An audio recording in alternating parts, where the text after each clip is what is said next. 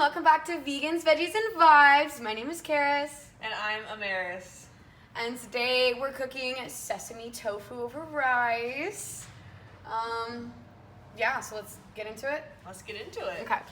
All right, so today we're going to start out by pressing our tofu. So we have some, we don't have the label on it, but extra firm tofu right here. I'm going to smack this bad boy out of the container. You'll notice it's quite wet. When you open up, if you were to open up a tofu container, you're going to notice there's a lot of like extra water and stuff in there. For today's purposes, we're just draining that off. You can use that for recipes and like vegan things in the future, but for now, we're just going to wrap our block of tofu in some paper towel. I'm going to double wrap this just because it's already starting to soak through the paper towel that I already have around it. But I'm going to press it between these two bowls here. So wrap the tofu. Not my marker. Set that in your bowl. And then I'm going to put this bowl on top. Now this bowl is slightly smaller than the first bowl, just enough so it can just like fit right through and press down. And then I'm going to take my hands, take out my ring. Take my hands and kind of like a fist so I can apply even pressure on this flat bottom and just press our tofu out. What we're doing here is we were trying to like make sure we get all the water out, because the water is what gives, like when you cook tofu, it's nasty like texture if it's too mushy or too watery. And for what we're making today, we want it to be nice and not mushy and, you know, more meat-like, firm. If you're at home, you can also use a heavy pan. I like to use my cast iron skillet, but I put a plate in between the two. That way it doesn't rest the bottom of my cast iron. I'm just feeling pretty good so far. I think the nice thing about extra firm is I don't think there's much water in it to start out with. Yeah. Unlike the soft ones. Yeah, no, I agree. Alright. I'm gonna call that a day so we don't just like totally destroy the tofu. Take this bad boy out of there. And you notice the paper towel is completely, thoroughly soaked. Yummy. Unwrap it as carefully as you'd like, or, you know, lack thereof.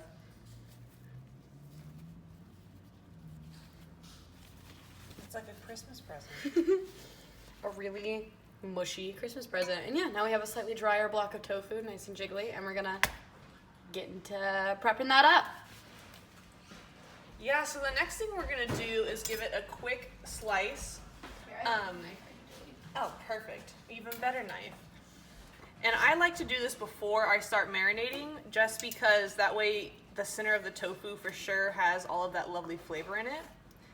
And I also tend to cut it a little thick, especially since we're frying. I don't know why, I think it adds a nice like soft texture in the middle, but that nice crunchy on the outside. And I just do big squares. And then I toss that in to the bowl off to the side, and then mix up our marinade. You want to be careful when you're squishing it, because as you can see, like applying pressure to the tofu definitely like starts to pull it apart at the center. I mean, it all works for the the final product, but like you press it too hard, it can just like crumble apart. So for our sauce, we're gonna do a couple tablespoons of brown sugar, some sesame oil,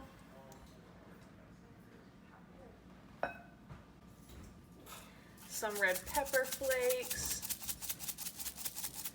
probably a little bit more sesame oil since we're cooking for the both of us, and then a lot of soy sauce. Soy sauce is the main ingredient in this. Oh my gosh, can you get that open for me, Karis? Soy sauce is the main ingredient in this, and we're using a dark soy sauce right now, and it's the main liquid. All of the sugar in there is to help sweeten that, considering how absolutely salty soy sauce is. Sesame adds a nice roundness to that, and then the pepper flakes gives them a nice spice. We almost forgot ginger. Don't want to forget that. That adds a really nice brightness to it. And then for this dish, we're also going to add some pineapple juice. And we have pineapple nectar, and so we're just going to do couple tablespoons. You can use really any fruit juice for this. You could use orange, for example. We're using pineapple because it kind of instills less flavor, so this is still going to be more of a sesame tofu as opposed to like an orange chicken. And then our sesame is taking up a lot of room in this bowl, so I'm actually going to dump it back into here and just give it a good mix to make sure it's all coated, and then cover it while we go on to our next step. All right, so now that we have mixed the tofu in our marinade, as you can see, it's pretty evenly coated on all of like the tofu pieces. We're gonna go ahead and cover this up with some cling wrap and store it in the fridge for just about, at minimum, 30 minutes, but the longer that you can let your tofu marinate, the better. So like if you have a movie to go watch, I'd recommend going to do that, or you could start the rice, which is where we're gonna be going next. Okay, so while our tofu is marinating in the fridge, we're gonna start by cooking our rice and prepping our veggies. For the rice, since I'm making for a couple different people, I have about a cup of uncooked rice with double the amount of water starting in my pan. Gonna get that going. I rinsed my rice before starting. As you can see, I didn't do the best job because there's still a little bit of starch in the water, but you wanna make sure that like you rinse it completely before you cook your rice, because it'll like basically just make your rice better in the end. But I'm gonna get this cooking on our burner. Let's get it heating up. And we'll have this cooking in the background while we are cutting up our broccoli, and we have like carrots and cauliflower to throw in and some bamboo shoots. You're welcome to throw in any vegetables that like you could want on your sesame tofu bowl. So here for our tofu bowls today, we have some broccoli, some cauliflower, some carrots, and some bamboo shoots because we were interested in adding that in our bowls today. If there are any other suggestions, or ideas that you have, like if you wanted cabbage or if you wanted water chestnuts or any kind of other vegetable to put in your bowl, now would be the time to prep that. We're waiting for the rice and the tofu to finish up so we can actually get it all together in the final product. All right, now that our tofu is nice and soaked, what we're gonna do is have a plate off to the side, and we're gonna pour some cornstarch on it. And all we're gonna do is take our tofu and just bloop, bloop. You don't need to get the edges necessarily. Get it nice and covered. And then we're gonna have a pan over, I like to start low and work high, so I'm on like medium-low heat right now, and we're just gonna stick our tofu in and let that start to sizzle.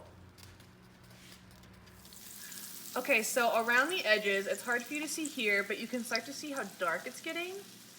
It almost looks burnt just because of how dark our soy sauce is, but if you run your nail across it, it's nice and crispy. We haven't quite gotten it burnt yet. And I turned up the heat a little bit. We're just below medium. So I'm just gonna give these all a flip, and you can see there even is still a little bit of cornstarch. I tend to pack it on a little heavy. It doesn't take long for tofu to crisp up, especially on a high heat.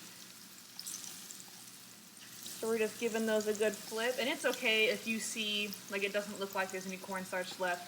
There is, and the cornstarch definitely comes off in the oil and makes it cloddy, so you will have plenty. It'll still get nice and crisp.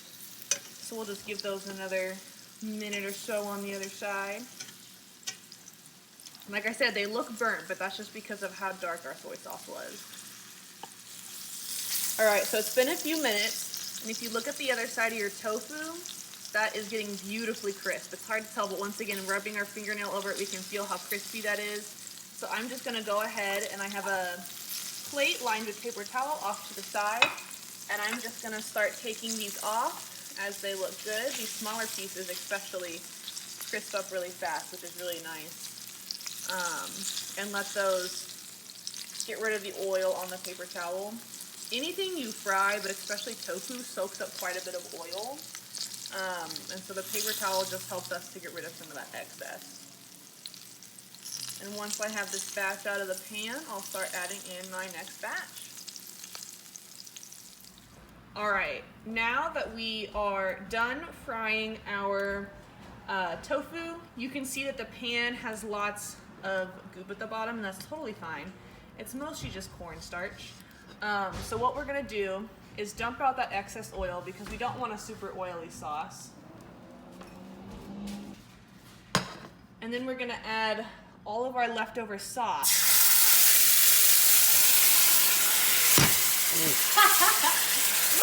Nice, yeah. All of our leftover sauce and any chunks of tofu that were still in there. Give that a good mix, and we're just going to keep that up. And that's going to pick up all of that nice cornstarch from the bottom of the pan. And you can also add the cornstarch in bits left over from your plate.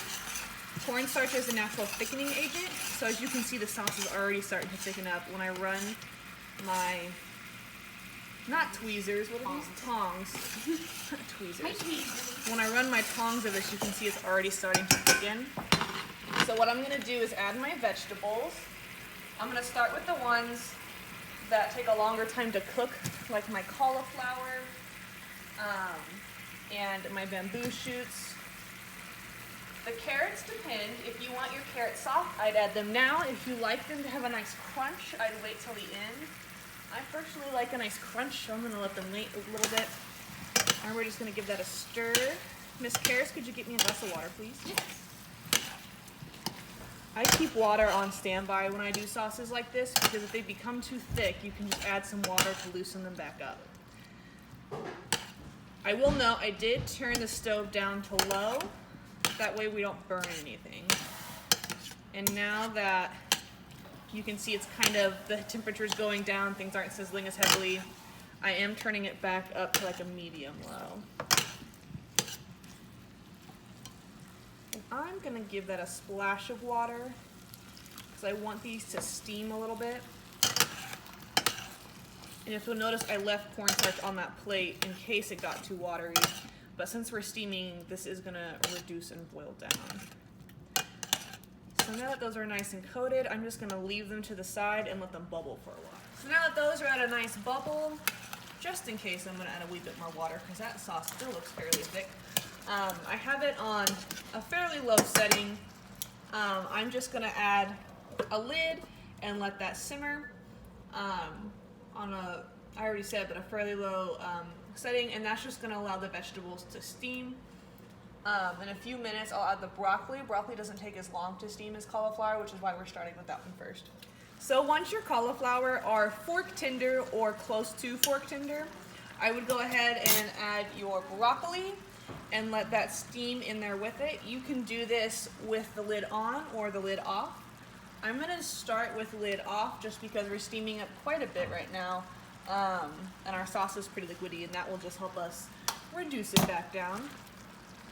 So we'll give that a nice stir and let her steam for a few minutes. So you can see that the broccoli is getting a nice deep green. Part of that is from it's in a dark sauce, but when broccoli steams, it changes colors and gets a little bit darker. It's almost fork tender, so I'm gonna go ahead and add in our carrots and then also our rice and give that all a stir so it can start soaking up all of that lovely juice. And once I get that all incorporated, you can either mix in your tofu or you can add tofu at the end. I kind of like to throw it in at the end. If you're able to, day-old rice is the best to use with recipes like this. Fresh rice can make fried rice type dishes kind of mushy. Day-old rice has like the perfect amount of water evaporated out of it. So if for whatever reason you have rice left over from a meal, this would be a perfect like day 2 meal. All right, and there you go. All right, and there you have it, a finished meal. Enjoy, guys. Bye.